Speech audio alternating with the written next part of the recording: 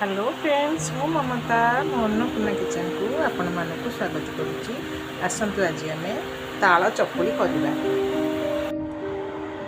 पाचिला ताल आनी ताल को बर्तमान आम छड़ेवा।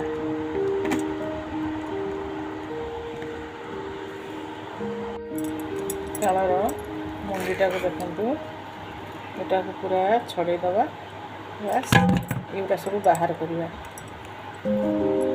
सब टाणिक चोपा सब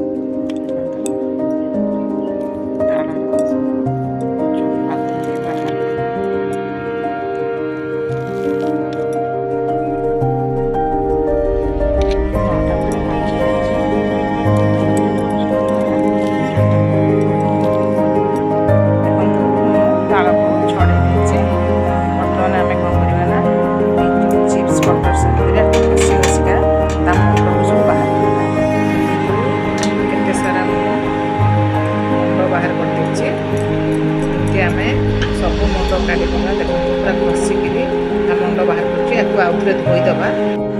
केते सारा मुंड बाहर आम या आउ टे पानी में भल भाव चकटिक मुंड को आउ बाहर करदबा। भल भाव चकटी चकटिका मुंड जो बाकी अच्छे सब बाहर करदबा। सब धोई के मुंड को बाहर कर सब मिसई गरम केते सारा चाउल पिठा तैयारी करवा। चाउलटा टिके आउटी दबा फुटिले बंद कर देखु।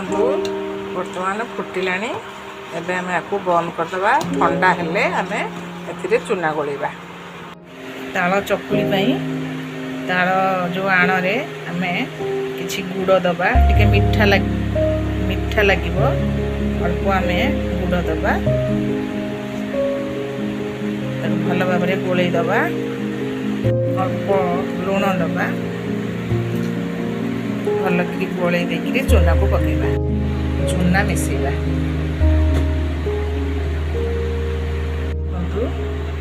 केतिकी बढ़िया करती बढ़िया कर पिठा तैयारी करेंगे। चकुल पिठा तैयारी करेंगे बहुत बढ़िया लगे। आप देखिए गोटे पैन में टिके रिफाइन देदबा। बस एबे आम कौन करवा ना जो बैटर आम गोलई तालर से तालर बैटर को देबा।